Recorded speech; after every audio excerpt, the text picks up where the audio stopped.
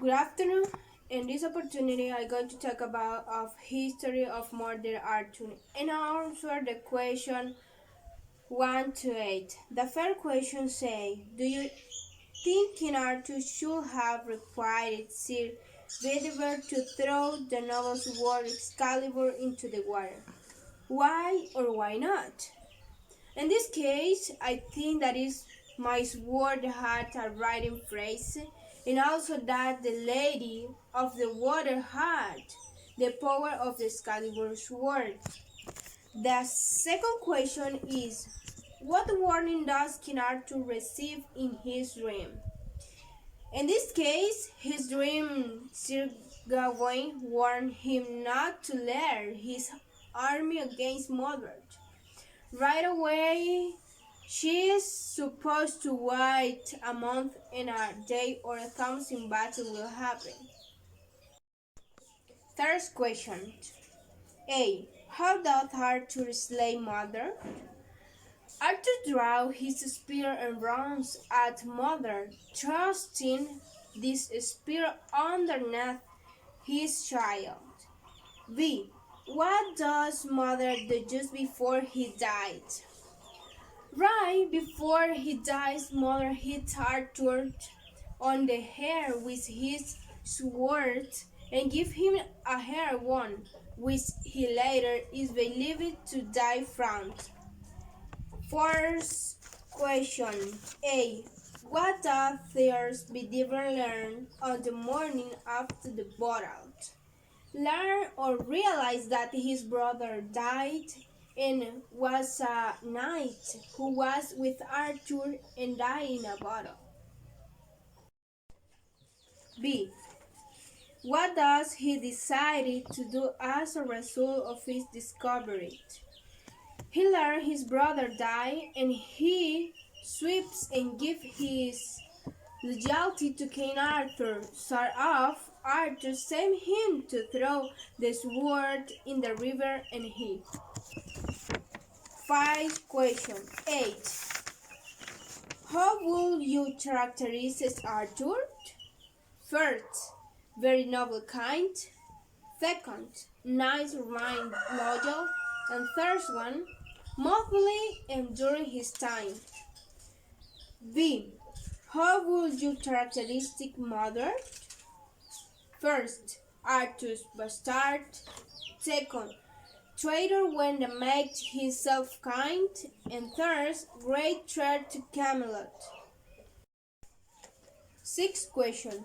What do you think are Sir Bedivere's reasons for twice failing to obey Arthur's request to throw Excalibur into the water?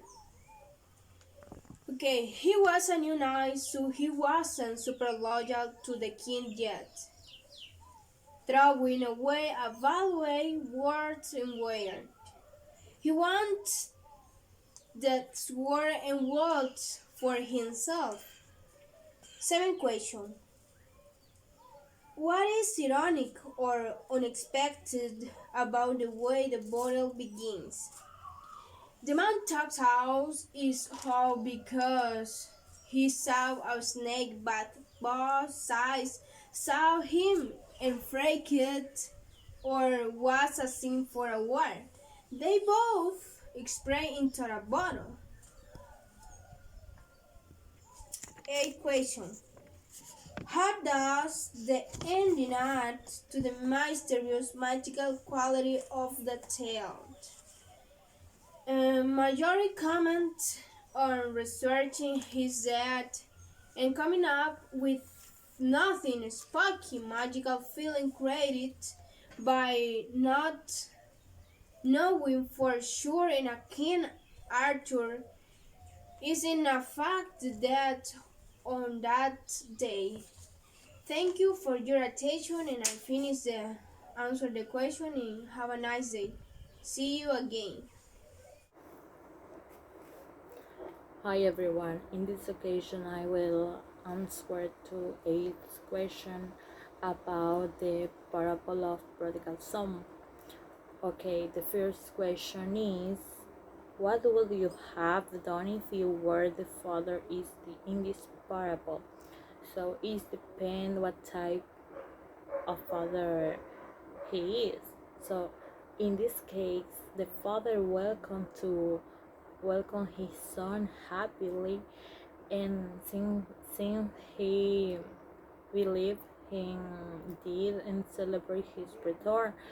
So in my case, maybe I don't forgive or receive him since he asked for the parts of the goods that corresponded him to him, because he wanted to live and I don't take care of anything. I waste everything, wasting in a will life, and then I go into a crisis that is why he returned.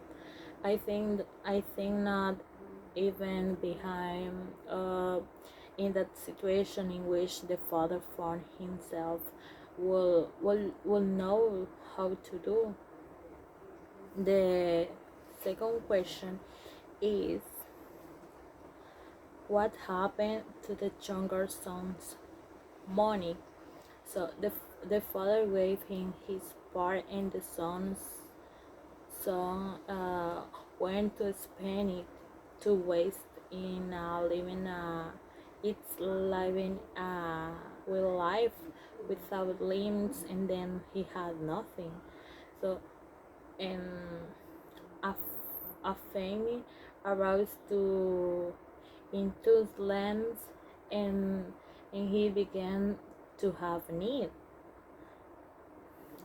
The number three, how to question. The letter A is, why does the younger son decide to return of his home? Because he no longer had money and was working as a laborer feeding pigs, and that wasn't his day. How many of my father's laborers have enough and to spare, and I am starving? The question B is,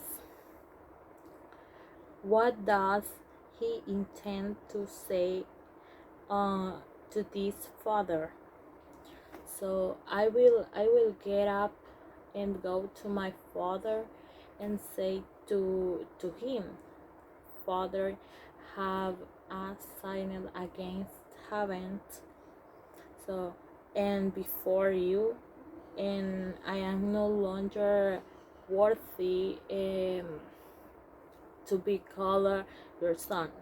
Make me as one of the higher men.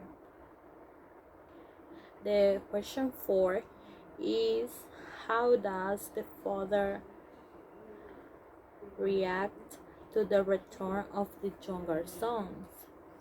So when he was still far away, his father saw him and had compassion and ran and feel of his neck.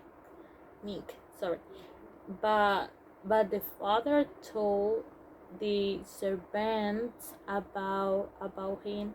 He takes out the best cloak and and put it on, put on rings on his hands and sandals of on his feet, and bring the fattened calf and kill him. So let's eat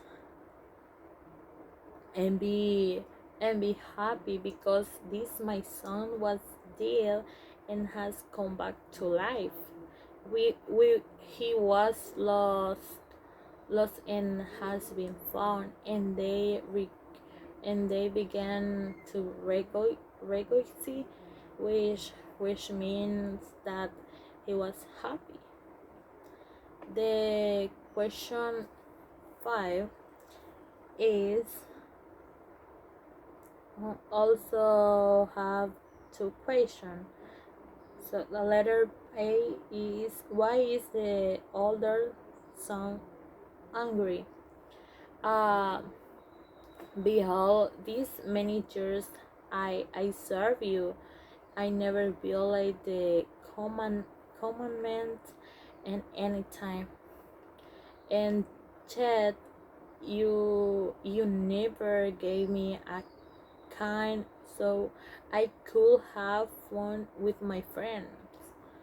The question B is uh, the question B is, how does his father answer the complaint? Uh, the father say, son, you are with me forever, and everything I have I have is yours. The question 6 is, from the limits evidence give the parable, how repent do you think the younger son is? Um, I think very sorry because he returned. The question 7 is, why is the father happy rather than unhappy at the sign of his younger son? So because the love of the father is enormous, and it does not matter to him that son has lost everything but that is alive. The question 8 is, to what extent do you think the older son is justified is being angry at the treatment given give his brother? The answer, I think, he was angry because he had always been there, and he had never disobeyed the command of his father, and his father never gave anything, and to the other son he gave what he asked he asked for it and lost everything. Thank you.